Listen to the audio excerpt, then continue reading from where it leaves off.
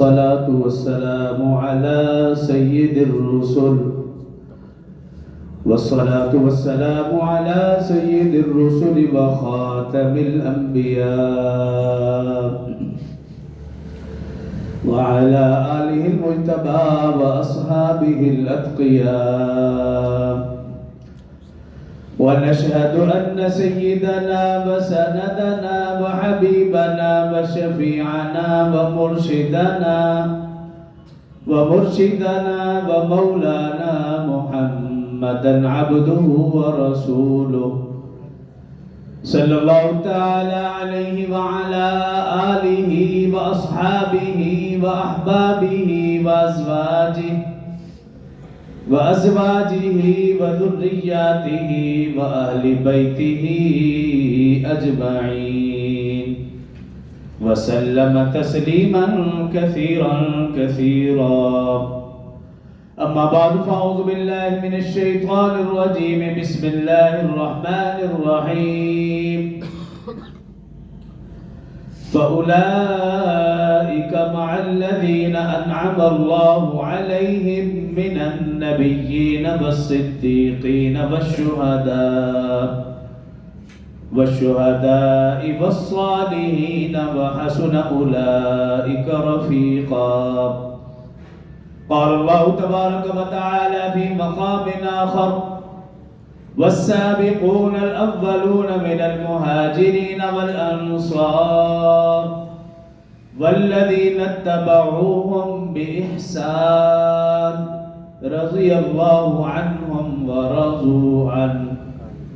قال الله تبارك وتعالى في مقام آخر إلا تنصروه فقد نصره الله إذ أخرجه الذين كفروا ثاني اثنين إذ هما في الغار إذ يقول لصاحبه لا تحزن إن الله معنا. قال الله تبارك وتعالى في مقام آخر والذي جاء بالصدق وصدق به أولئك هم المتقون. قال الله تبارك وتعالى في مقام آخر فإن الله هو مولاه وجبريل وصالح المؤمنين. قال النبي صلى الله عليه وسلم أصحابي كالنجوم بأيهم اقتديتم اهتديتم. قال النبي صلى الله عليه وسلم ألا إن مثل أهل بيتي فيكم سفينة نوح من ركبها نجا ومن تخلف عنها حلق أو كما قال عليه الصلاة والسلام. صدق الله العظيم وصدق رسوله النبي الكريم ونحن على ذلك لمن الشاهدين والشاكرين والحمد لله رب العالمين. تمام احباب ایک مرتبہ نماز والا درود شریف بآواز بلند پڑھ لیں. اللهم صل على محمد وعلى آل محمد كما صليت على إبراهيم وعلى آل إبراهيم إنك حميد مجيد. اللهم بارك على محمد وعلى آل محمد كما باركت على إبراهيم وعلى آل إبراهيم إنك حميد مجيد. رب اشرح لي صدري ويسر لي أمري واحلل عقدة من لساني يفقهوا قولي. رب زدني علما رب زدني علما رب زدني علما. میرے انتہائی واجب الاحترام برادران اسلام، دوستوں، بزرگوں، بھائیوں، اسلامی مہینوں کے اعتبار سے یہ اسلامی چھٹا جمادی الثانی کا مہینہ ہے اور 22 جمادی الثانی سن 13 ہجری سابق الاول مسلم اول مؤمن اول خلیفہ اول سسر رسول یار رسول غار رسول اور مزار رسول افضل البشر بعد الانبیاء سیدنا ابوبکر صدیق رضی اللہ عنہ کا یوم وفات۔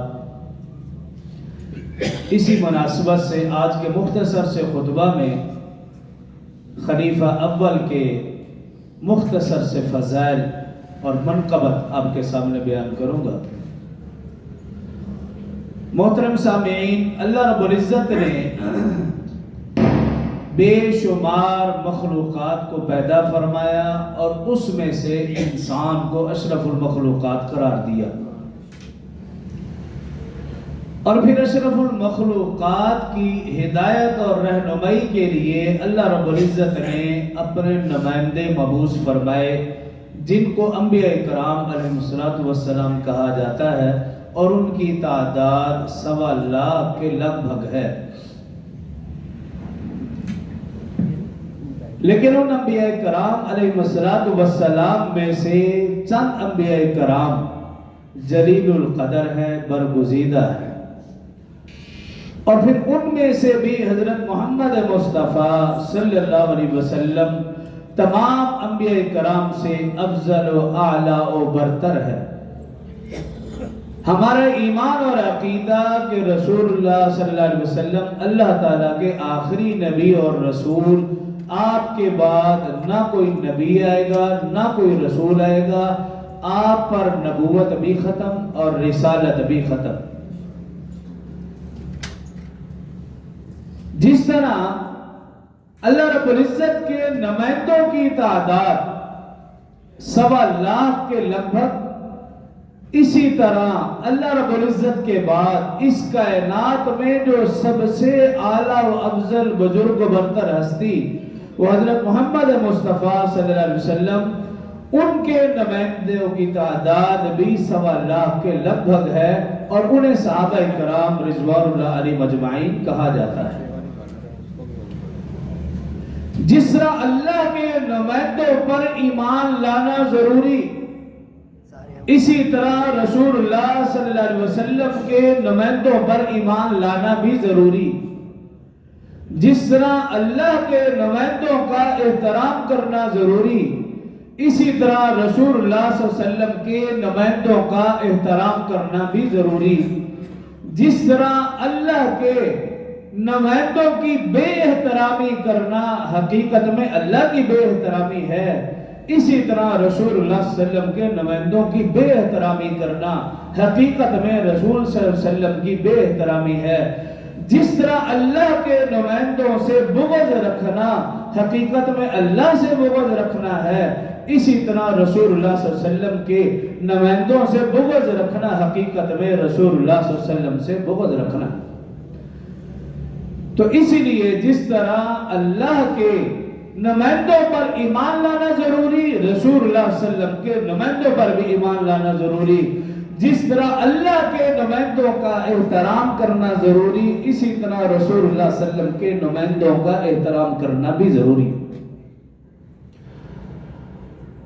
ہاں، فرق یہ ہے کہ اللہ کے نمائندے انبیاء کرام علیہ السلام وہ معصوم عن الخطا یعنی گناہوں سے پاک ہے، اور رسول اللہ صلی اللہ علیہ وسلم کے نمائندے صحابہ کرام وہ محفوظ عن الخطا یعنی اللہ نے ان کی گناہوں سے حفاظت فرما رکھی ہے۔ صحابہ اور اہل بیت عظام رضوان اللہ علیہم اجمعین، ان دونوں پر ایمان بھی ضروری، دونوں کا احترام بھی ضروری، کیونکہ یہ دو ہی ذرائع ہیں رسول اللہ صلی اللہ علیہ وسلم کے تعلق جوڑنے۔ رسول اللہ صلی اللہ علیہ وسلم سے جو تعلق جوڑنا ہے اس کے دو ذرائع، صحابہ اکرام اور اہل بیت عظام۔ رسول اللہ صلی اللہ علیہ وسلم نے فرمایا اصحابی کالنجوم بأیہم اقتدیتم اہتدیتم۔ جب صحابہ کی باری آئی تو فرمایا میرے صحابہ ستاروں کی طرح ہیں، تم جس کی چاہو اقتدا کرو، پیروی کرو، ہدایت پاؤ گے۔ اور اہل بیت کی باری فرمایا الا ان مثل اہل بیت فیکم سفینۃ نوح من رکبها نجا ومن تخلف عنها ہلک. فرمایا میرے اہل بیت کی مثال سفینہ نوح کی طرح ہے، جو اس میں سوار ہو گیا وہ تو نجات پا گیا اور جو پیچھے رہ گیا وہ ہلاک ہو گیا.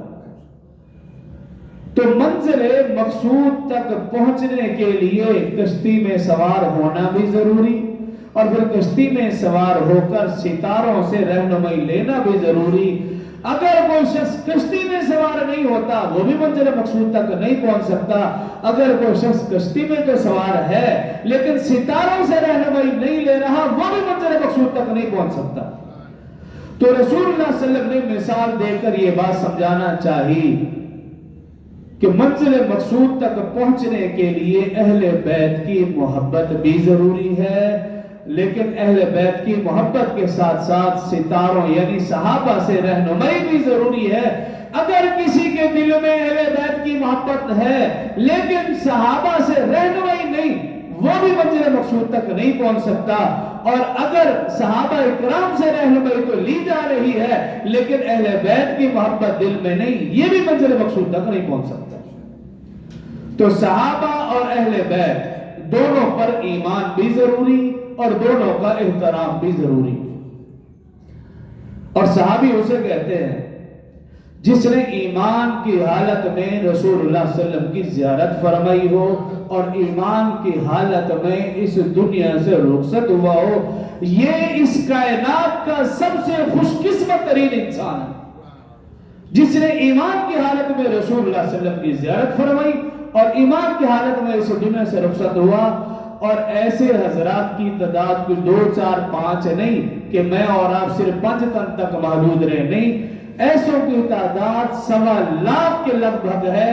اور ہمارا ایمان اور عقیدہ بلکہ مسلمانوں کا ایمان اور عقیدہ ہے یہ 1.25 لاکھ یہ سب تن ہے اور سب کے سب تن پاک ہے. 2 4 5 نہیں، ہم اتنے کم ظرف نہیں کہ ہماری گنتی 5 سے آگے جائے ہی نہ. تو ایسوں کی تعداد 1.25 لاکھ کے لگ بھگ. اور سب سے آخری یعنی وہ صحابی، آخری نہیں وہ صحابی جس نے سب سے کم وقت رسول اللہ صلی اللہ علیہ وسلم کی خدمت میں گزارا، میں اس صحابی کی بات کر رہا ہوں جس نے سب سے کم وقت آقا صلی اللہ علیہ وسلم کی خدمت میں گزارا. اس صحابی کی شان یہ ہے کہ پوری دنیا کے قطب، ابدال، غوث، ائمہ، مفسرین، محدثین، محققین، اولیاء اللہ، ولی، عابد، زاہد، صالح، نیک، حاجی، نمازی، پرہیزی سارے مل کر بھی اس صحابی کی ادنا سی شان تک نہیں پہنچ سکتے. یہ اہل سنت والجماعت کا عقیدہ ہے اور یہ اپنے دل و دماغ میں بٹھا لیں. وہ صحابی جس نے سب سے کم وقت گزارا آقا کی خدمت، اس کی اتنی بڑی شان. تو جن کے دن رات آقا صلی اللہ علیہ وسلم کے پاس گزرے ہوں ان صحابہ اکرام کی شان کیا ہوگی؟ 1.25 لاکھ صحابہ اکرام. اور پھر ان میں سے وہ اصحاب رسول جو حجۃ الوداع کے موقع پر رسول اللہ صلی اللہ علیہ وسلم کے ساتھ تشریف فرما تھے. بعض حضرات نے 70,000 کی تعداد لکھی، ان کا مقام دیگر صحابہ سے زیادہ. پھر ان 70,000 میں سے جو فتح مکہ کے موقع پر 10 سے 12,000 صحابہ موجود تھے، ان کی شان، ان کا مقام مرتبہ دیگر سے زیادہ. پھر ان فتح مکہ والوں میں سے جو صلح حدیبیہ میں شریک تھے ان کا مقام مرتبہ دیگر سے زیادہ. اور پھر ان صلح حدیبیہ میں سے بدری صحابہ جو 313 ان کا مقام مرتبہ دیگر سے زیادہ. اور پھر ان میں سے جو 10 صحابہ جن کا نام رسول اللہ صلی اللہ علیہ وسلم نے نام لے کر فرمایا، ابو بکر فی الجنہ، عمر فی الجنہ، عثمان فی الجنہ، علی فی الجنہ، سعد فی الجنہ، سعید فی الجنہ، طلحہ فی الجنہ، زبیر فی الجنہ، عبد الرحمن بن عوف فی الجنہ، ابو عبیدہ فی الجنہ. عشرہ مبشرہ ان کا مقام دیگر صحابہ اکرام سے زیادہ. پھر ان 10 میں سے چاروں خلفائے اربعہ ابو بکر، عمر، عثمان، علی رضی اللہ عنہم، ان چاروں کا تمام صحابہ اکرام سے مقام اور مرتبہ زیادہ.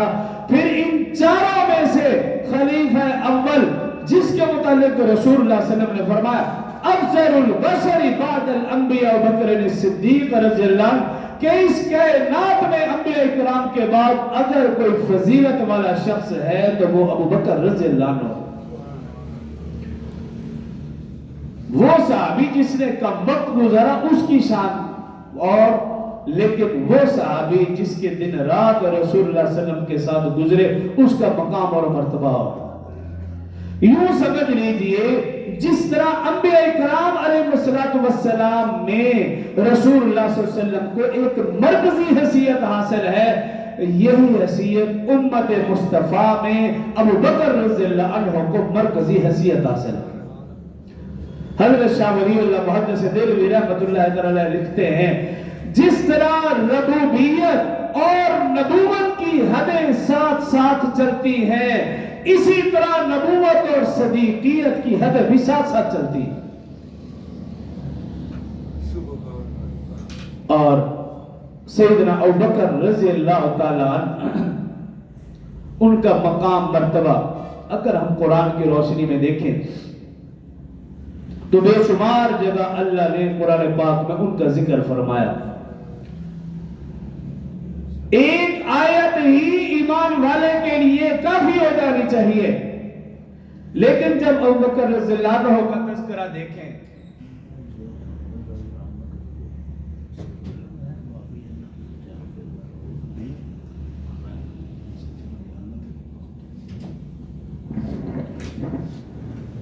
قرآن پاک میں دیکھیں بے شمار آیات بینات ہیں جن میں اللہ رب العزت نے سیدنا ابوبکر رضی اللہ عنہ کی شان، عظمت، فضیلت بیان فرمائی۔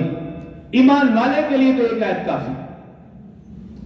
فرمایا اللہ رب العزت نے والسابقون الاولون من المہاجرین والانصار والذین اتبعوہم بإحسان۔ 11ویں سپارے میں اللہ رب العزت نے ارشاد فرمایا والسابقون الاولون من المہاجرین، مہاجرین و انصار میں سے وہ صحابہ جنہوں نے اسلام قبول کرنے میں سبقت حاصل کی، والذین اتبعوہم بإحسان، اور جن لوگوں نے ان کی پیروی کی نیک کاموں میں، اللہ رب العزت فرما رہے ہیں رضی اللہ عنہ ورضوا عنہ۔ اللہ رب العزت کے فرمان کا مقصد یہ ہے کہ مہاجرین و انصار میں سے جنہوں نے سبقت حاصل کی، تمام مفسرین محدثین نے اپنی کتابوں میں لکھا، اپنی تشریحات میں لکھا، سابق اول سے مراد سیدنا ابوبکر صدیق رضی اللہ عنہ۔ فرمایا اللہ رب العزت نے مہاجرین و انصار میں سے سبقت لے جانے والے، اور پھر فرمایا جو ان کی پیروی کرے۔ ایک تو وہ صاحب مہاجرین و انصار جنہوں نے سب سے پہلے اسلام قبول کیا، اور پھر کیا فرمایا والذین اتبعوہم بإحسان، جنہوں نے ان کی نیکی میں پیروی کی۔ اللہ رب العزت نے دونوں کے متعلق فرمایا رضی اللہ عنہ ورضوا عنہ، یعنی اللہ فرمانا یہ چاہتے ہیں میں صحابہ سے بھی راضی اور جو صحابہ کو ماننے والے ہیں میں ان سے بھی راضی، دونوں سے اللہ راضی ہے، صحابہ سے بھی راضی اور صحابہ کے جو ماننے والے ہیں ان سے بھی اللہ راضی ہے۔ اور پھر 10ویں پارے میں اللہ نے فرمایا الا تنصروه فقد نصرہ اللہ، اگر تم رسول اللہ صلی اللہ علیہ وسلم کی مدد نہیں کرو گے فقد نصرہ اللہ، اللہ فرما رہا ہے میں اپنے محبوب کی مدد کروں گا۔ اذ اخرجہ الذین کفروا، جب کافروں نے انہیں مکہ سے نکال دیا، ثانی اثنین اذ ہما فی الغار، جب وہ دونوں غار میں پہنچے، اذ یقول لصاحبہ، مفسرین نے لکھا جب کفار غار ثور کے حوالے سے یہ واقعہ ہے، غار ثور کے دہانے پر پہنچے، سیدنا ابوبکر صدیق رضی اللہ عنہ کی پریشانی بڑھ گئی۔ عرض کی یا رسول اللہ صلی اللہ علیہ وسلم کفار مکہ غار ثور کے دہانے تک پہنچ چکے ہیں، ابوبکر رضی اللہ عنہ گھبرا رہے ہیں کہ کہیں میرے اس یار کو نقصان نہ پہنچا دے، اپنی جان کی کوئی فکر نہیں، فکر ہے تو رسول اللہ صلی اللہ علیہ وسلم کی۔ جب وہ گھبرائے اب اللہ رب العزت نے کیا فرمایا، آپ صلی اللہ علیہ وسلم سے کہا اذ یقول لصاحبہ، اے پیغمبر اپنے صاحب سے کہہ دو، صاحب جنہوں سے کہنا یہ میرا صاحب ہے، یہ میرا افسر ہے، قرآن نے وہ لفظ استعمال کیا اِذْ يَقُولُ لِصَاحِبِهِ، اپنے صاحب نو کہہ دو، اپنے افسر نو کہہ دو، یہ اللہ فرما رہا ہے، میں نے تو نہیں کہا، یہ اللہ کے الفاظ، اپنے صاحب سے کہہ دو۔ عام طور پر ہم اس کا ترجمہ کرتے ہیں ساتھی، لیکن میں دوسرے لفظوں میں سمجھانا چاہتا ہوں، اس کا مطلب ساتھی نہیں ہے، دوست بھی نہیں ہے، صاحب کا مطلب صاحب ہی ہے۔ اب میں کہوں حافظ عبدالصمد صاحب، یہ سارے صاحب نے، کوئی کہہ سکتا ہے بھی تم کہو صاحب، ہمارے صاحب نہیں، تو کوئی فرق نہیں پڑتا، آپ مانو یا نہ مانو۔ لیکن اللہ نے جس کو صاحب کہہ دیا، اگر کوئی نہیں مانتا تو اس کا پھر اسلام سے تعلق بھی نہیں، یہ فرق ہے۔ اور جب اللہ رب العزت فرما رہے ہیں یقول لصاحبہ، اپنے صاحب کو کہہ دو کیا، لا تحزن، گھبرانے کی ضرورت نہیں، ان اللہ معنا، بے شک اللہ ہمارے ساتھ ہے۔ اگر ہمیں کوئی کہہ دے، ملک تنویر صاحب اگر ان کو پتا ہو کہ میرے پیچھے سمیع اللہ خان ہے، یہ بے دھڑک کام کرے گا، کیوں معلوم ہے سپورٹ ہے پیچھے، یا پیچھے MNA کا ہاتھ ہے، یا کسی وزیر اعظم کا ہاتھ، تو پھر تو کمال ہے۔ اور یہاں اللہ رب العزت فرما رہے گھبرانے کی ضرورت نہیں، اللہ فرما رہے ان اللہ معنا، بے شک اللہ ہمارے ساتھ ہے، اللہ تمہارے ساتھ ہے، تمہیں گھبرانے کی ضرورت نہیں۔ ایک ایک آیت کی تشریح میں جائے تو انسان حیران اور دنگ رہ جائے، خیر اس طرف نہیں، میں مختصر کرنا چاہتا ہوں کیونکہ ہمارے آج مہمان ناخواں بھی تشریف لائیں گے۔ اسی طرح والذی جاء بالصدق وصدق بہ اولئک هم المتقون، اللہ رب العزت نے فرمایا اے پیغمبر جو آپ لے کر آئے ہیں وہ بھی سچ ہے، وصدق بہ، اور جو سب سے پہلے اس کی تصدیق کرے گا اس کا نام بھی صدیق ہوگا، اولئک هم المتقون، اور یہی کائنات میں سب سے زیادہ پرہیزگار شخص ہوگا۔ سورہ تحریم میں اللہ نے فرمایا فَإِنَّ اللَّهُ وَمَوْلَاهُ وَجِبْرِيلُ وَصَالِحُ الْمُؤْمِنِينَ، اللہ رب العزت فَإِنَّ اللَّهُ وَمَوْلَاهُ، تمہارا مولا ہے، تمہارا دوست ہے، وجبرائیل بھی تمہارا مددگار، وصالح المؤمنین، اللہ ایمان والے کا بھی مددگار۔ تمام مفسرین نے لکھا اس آیت میں صالح المؤمنین سے مراد حضرت ابوبکر صدیق رضی اللہ تعالیٰ عنہ۔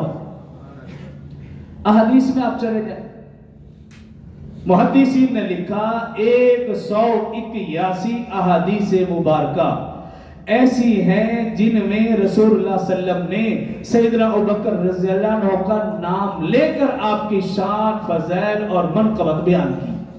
181 88 احادیث مبارکہ ایسی ہیں رسول اللہ صلی اللہ علیہ وسلم نے حضرت ابوبکر اور حضرت عمر دونوں کا نام لے کر دونوں کے فضائل، مناقب بیان فرمائے، اور 17 احادیث مبارکہ ایسی ہیں رسول اللہ صلی اللہ علیہ وسلم نے ابوبکر، عمر، عثمان رضی اللہ عنہم تینوں خلفاء کا نام لے کر فضائل، مناقب بیان فرمائے، اور 14 احادیث مبارکہ ایسی ہیں جس میں رسول اللہ صلی اللہ علیہ وسلم نے ابوبکر، عمر، عثمان، علی رضی اللہ عنہم چاروں کا نام لے کر اور اسی ترتیب سے نام لے کر فضائل اور مناقب بیان فرمائے، اور 16 احادیث مبارکہ ایسی ہیں جس میں رسول اللہ صلی اللہ علیہ وسلم نے ابوبکر رضی اللہ عنہ کے ساتھ دیگر صحابہ کرام کا نام لے کر فضائل، مناقب بیان فرمائے۔ محدثین نے لکھا 316 ذخیرہ احادیث میں سے 316 احادیث مبارکہ ایسی ہیں جو متفق علیہ ہیں، اور ان 316 میں رسول اللہ صلی اللہ علیہ وسلم نے حضرت ابوبکر رضی اللہ عنہ کا نام لے کر اور ان کے ساتھ کبھی دیگر خلفاء کا نام لے کر، کبھی دیگر صحابہ کرام کا نام لے کر فضائل، مناقب بیان فرمائے۔ ایمان والے کے لیے تو ایک ہی حدیث کافی ہے، ایک ہی فرمان رسول اللہ صلی اللہ علیہ وسلم کا کافی ہو جانا چاہیے، لیکن جہاں 316 حدیث مبارکہ ہوں تو وہ ابوبکر رضی اللہ عنہ کی کیا ہی شان بیان فرمائی ہوگی۔ تو قرآن و حدیث میں دیکھیں تو سیدنا ابوبکر رضی اللہ عنہ کے فضائل اور مناقب کثرت سے بیان ہوا۔ جب آپ کے ایمان لانے کی باری ہے، رسول اللہ صلی اللہ علیہ وسلم نے نبوت کا اعلان فرمایا۔ ایک روایت میں یہ ہے کہ ابوبکر رضی اللہ عنہ ملک شام میں تھے، رات کو سوئے، خواب دیکھا آسمان سے ایک نور نکلا اور آپ کی جھولی میں آ گرا. یہ خواب دیکھا. اب یہ خواب دیکھا, آنکھ کھلی, پھر نیند نہ آئی, بے چینی بھر گئی. جیسے ہی صبح روشنی ہوئی فوراً مکہ کی طرف سفر کیا, اور جب مکہ پہنچے رسول اللہ صلی اللہ علیہ وآلہ وسلم کی نبوت کا اعلان سنا کہ میرے دوست نے نبوت کا اعلان کیا ہے. فوراً رسول اللہ صلی اللہ علیہ وسلم خدمت میں حاضر ہوئے. رسول اللہ صلی اللہ علیہ وسلم نے اپنا نبوت والا ہاتھ بڑھایا, ابوبکر رضی اللہ عنہ نے صدیقیت والا ہاتھ تھما دیا اور کلمہ پڑھا, مسلمان ہو گئے. رسول اللہ صلی اللہ علیہ وسلم فرمایا کرتے تھے میں نے جس کسی کو بھی اسلام کی دعوت دی, وہ حضرت خدیجہ رضی اللہ عنہ ہو, وہ حضرت علی رضی اللہ عنہ ہو, وہ حضرت زید رضی اللہ عنہ, فرمایا جس کو بھی میں نے اسلام کی دعوت دی اس نے وقت مانگا, اس نے مہلت مانگی, اس نے سوچنے کے لیے, مشورہ کرنے کے لیے وقت لیا, سوائے ابوبکر رضی اللہ عنہ کے. جیسے ہی میں نے نبوت کا اعلان کیا اور دعوت دی, ابوبکر رضی اللہ عنہ کی عمر مبارک 38 سال ہے. آپ نے بغیر سوچے سمجھے, مہلت مانگے, وقت مانگے, بغیر کسی تأمل کے, بغیر کسی تعویل کے, بغیر کسی چون چرا کے فوراً اسلام قبول کیا. رسول اللہ صلی اللہ علیہ وسلم فرمایا کرتے تھے یہ اعزاز صرف ابوبکر رضی اللہ عنہ کو حاصل ہے, بغیر سوچے سمجھے.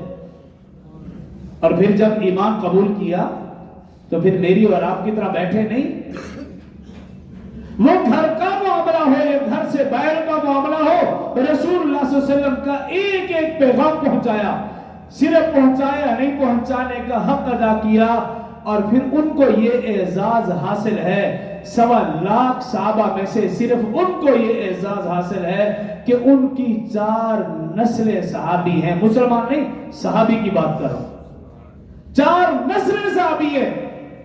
مسلمان تو بے شمار ہوئے, لیکن وہ واحد صحابی ہیں جن کی 4 نسلیں صحابی ہیں.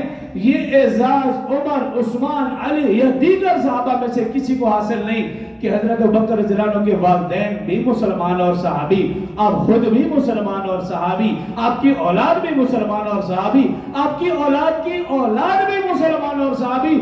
4 نسلیں اگر کسی کی صحابی ہے تو وہ سیدنا ابوبکر رضی اللہ عنہ کی. یہ محنت کی آپ نے ایمان قبول کرنے کے بعد, اسلام قبول کرنے کے بعد سکون سے بیٹھے نہیں. اور پھر جب گھر سے باہر نکلے, حضرت عثمان رضی اللہ عنہ پہ محنت کی, حضرت طلحہ رضی اللہ عنہ پہ محنت کی, عبد الرحمن بن عوف رضی اللہ عنہ پہ محنت کی, حضرت بلال حبشی رضی اللہ عنہ پہ محنت کی, ان صحابہ اکرام پہ محنت کی, اور اپنے ساتھ ساتھ رسول اللہ صلی اللہ علیہ وآلہ وسلم کا جو ایک دائرہ تھا اس کو بڑھانے میں بھرپور کردار ادا کیا. اس لیے رسول اللہ صلی اللہ علیہ وسلم فرمایا کرتے تھے, حالانکہ صحابہ بہت تھے, لیکن رسول اللہ صلی اللہ علیہ وسلم فرمایا کرتے تھے ابو بکر رضی اللہ عنہ واحد صحابی ہیں جنہوں نے اپنا مال, جان, وقت, تن, من, دھن سب کچھ میرے راہ میں قربان کر دیا. یہ اعزاز صرف ابو بکر رضی اللہ عنہ کو حاصل ہے, کسی اور صحابی کو نہیں. جس نے اپنا مال, تن, دھن سب کچھ لگا دیا. اور صرف یہی نہیں, سیدنا ابوبکر رضی اللہ عنہ فرمایا کرتے تھے میری زندگی کی 3 بڑی خواہشیں, اللہ رب العزت نے وہ تینوں خواہشیں میری پوری فرمائی. فرمایا کرتے تھے میری پہلی خواہش یہ تھی کہ مال میرا ہو اور آقا صلی اللہ علیہ وسلم کی جان پر نچھاور کر دوں. دوسری خواہش فرمایا کرتے تھے کہ بیٹی میری ہو اور خادمہ رسول اللہ صلی اللہ علیہ وسلم کی ہو. حضرت ابوبکر رضی اللہ عنہ کی بیٹی ام عائشہ صدیقہ رضی اللہ عنہ رسول اللہ صلی اللہ علیہ وسلم کی زوجہ محترمہ. اور فرماتے میری تیسری خواہش یہ ہے کہ آنکھیں میری ہو اور چہرہ آقا کا ہو, بس دیکھتا ہی رہوں. اللہ رب العزت نے یہ خواہش گار سور میں پوری فرمائی.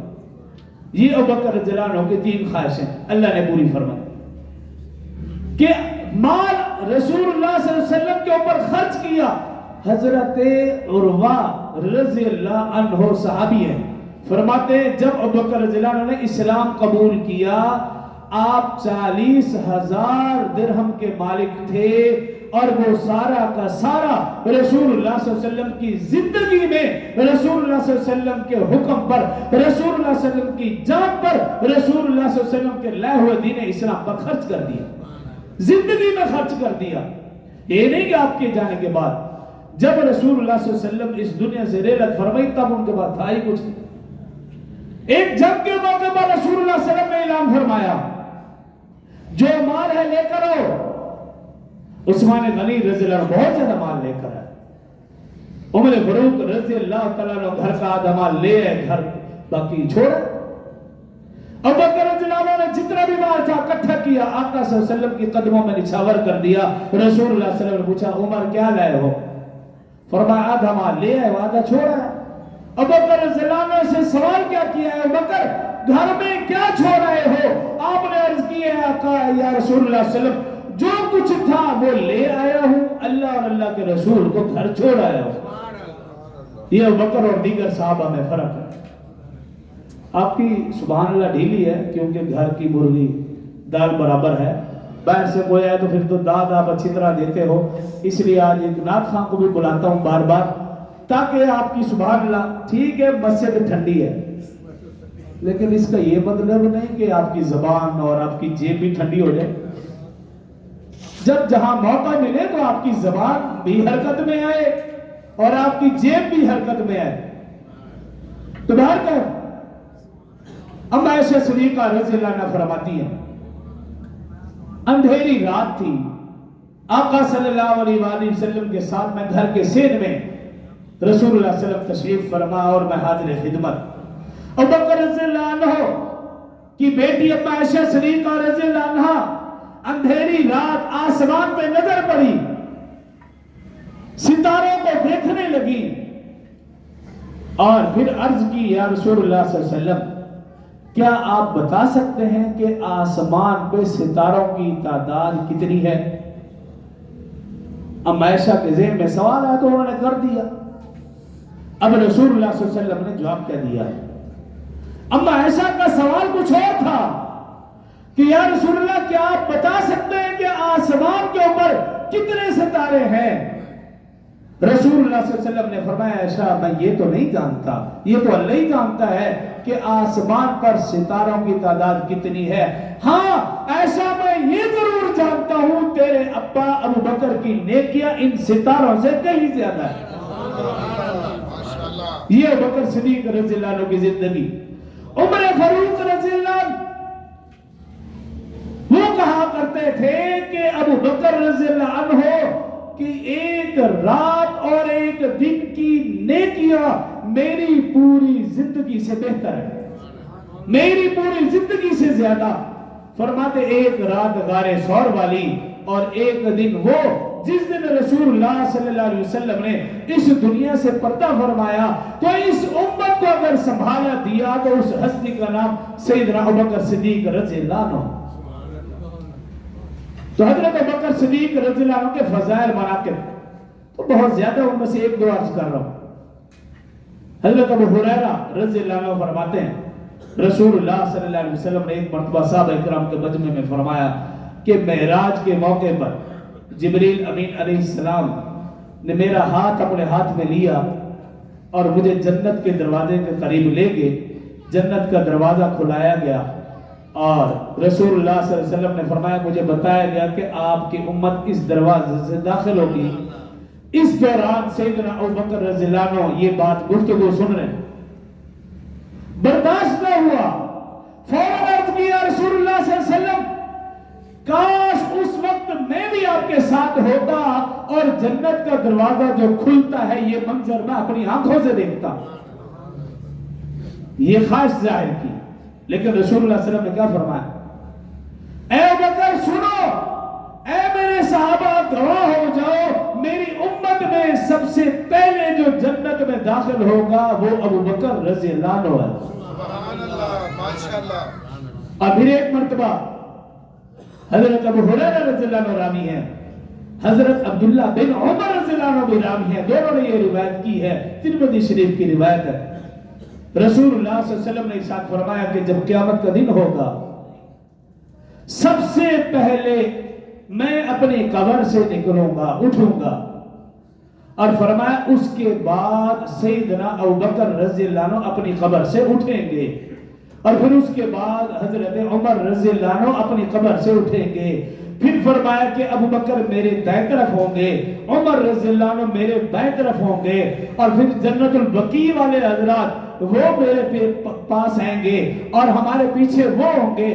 پھر میں مکہ والے جو حضرات ہیں ان کا انتظار کروں گا، وہ ان کے پیچھے ہوں گے. جب میدان حشر میں جا رہا ہوں گا، فرمایا کہ یہ انداز ہوگا کہ میرے دائیں طرف ابوبکر، میرے بائیں طرف عمر، پیچھے جنت البقیع والے اصحاب اور اس سے پیچھے مکہ والے اصحاب.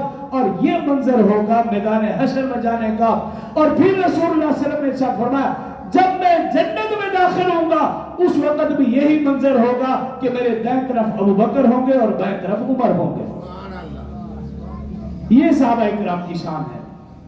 لیکن آج ہم اپنے ماحول معاشرے میں دیکھتے ہیں کہ آپ اپنے گھروں میں جائیں اور جا کر پوچھیں کہ 22 جمادی الثانی کس کی وفات ہے، کوئی بتا ہی نہیں سکتا. یہ نہیں نا تشریف لائے. گھر میں آپ جائیں، بچوں سے پوچھیں، بڑوں سے پوچھیں، بوڑھوں سے پوچھیں ابوبکر رضی اللہ عنہ کا یوم وفات کیا، ہو ہی نہیں سکتا کوئی بتا. انہوں نے اپنی پوری کی پوری زندگی اسلام کی خدمت میں لگا دی، اور مجھے اور آپ کو یہ بھی معلوم نہیں ہے کہ ان کا یوم وفات کیا ہے اور کس دن ہے.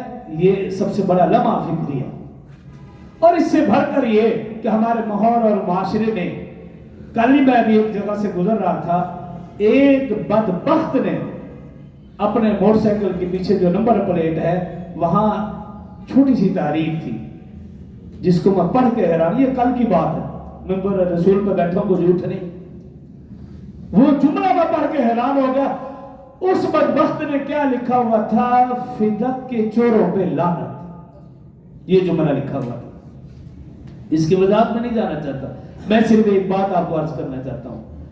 جن صحابہ نے، جس ابوبکر رضی اللہ عنہ نے اپنا تن من دھن سب کچھ آقا کی خدمت میں لگا دیا، آقا کی جان پر نچھاور کر دیا، اس کو باغ فدق کی کیا ضرورت تھی؟ وہ کیسے یہ جرأت کر سکتا ہے کہ رسول اللہ صلی اللہ علیہ وسلم کے اہل بیت، رسول اللہ صلی اللہ علیہ وسلم کی صحابزادی، بلکہ ہمارا ایمان اور عقیدہ ہے حضرت بی بی فاطمہ الزہرا رضی اللہ عنہا وہ اتنی گھٹیا سوچ کی مالک نہیں کہ اپنے ابا جان کی وفات کے بعد ان کو جائیداد کی یا مال کی فکر ہو. میرا اور آپ کا ایمان اور عقیدہ ہے اور ہونا چاہیے اہل بیت اعظام اگر چاہتے اللہ رب العزت کے حضور ہاتھ اٹھاتے، اللہ ان کے لیے سب کچھ حاضر فرما دے. تو ان کو پیسوں کی ضرورت تھی، مال کی ضرورت تھی، یہ باغ فدق کی ضرورت تھی؟ ایسا کچھ بھی نہیں. یہ افواہیں ہیں. ایسے لوگ جو ایسا جملہ کہتے ہیں آپ ان کی بات ہی نہ سنیں اور ان سے دور اپنے آپ کو کر لیں. اس میں دنیا اور آخرت کی بھلائی ہے. جو کہا سنا اللہ مجھے اور آپ کو سمجھنے اور عمل کی توفیق دے. واخر دعوانا